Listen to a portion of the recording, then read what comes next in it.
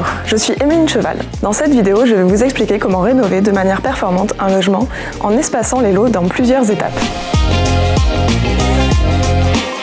Les pratiques actuelles de rénovation ne permettent pas d'atteindre le niveau BBC, c'est-à-dire bâtiment basse consommation.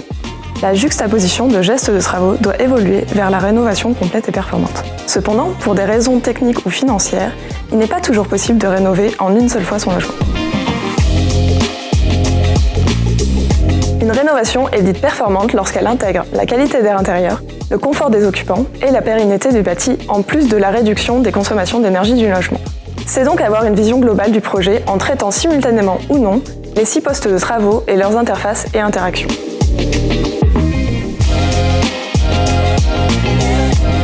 Lors de la première visite du logement, le projet de rénovation performante se dessine avec les solutions de rénovation pour chaque lot. Est-ce que j'isole mon mur par l'intérieur ou par l'extérieur? Quel système de chauffage vais-je privilégier, etc. Si un poste doit être reporté, il faudra anticiper le traitement des interfaces entre ce poste et ceux de la première étape de travaux. Par exemple, si je reporte l'isolation de la toiture, je dois prévoir le raccordement ultérieur de l'isolation du mur avec celui de la toiture. Si les postes reportés sont souvent liés à des contraintes techniques propres au projet ou des préférences des occupants, il y a tout de même des règles à respecter. La ventilation doit être fonctionnelle dès la première étape, qu'elle soit existante ou installée à ce moment. La première étape doit contenir au moins 3 postes de travaux dont la ventilation. Ces 3 postes de travaux doivent également permettre de débloquer les aides de l'État. Limiter à 2 le nombre d'étapes car le traitement des interfaces devient bien plus complexe au-delà. Le chauffage vient de préférence en deuxième étape, pour être adapté aux besoins de chauffage en fin de parcours de rénovation. Prenons un exemple.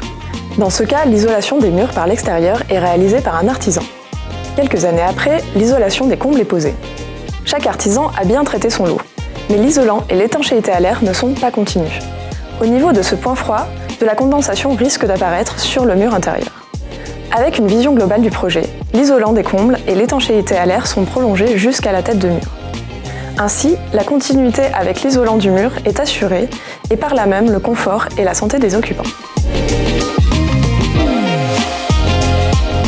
La rénovation performante s'adresse à tous et lorsqu'elle n'est pas possible en une seule étape, il est possible de prévoir la décomposition du projet en 2 étapes avec des interfaces bien anticipées.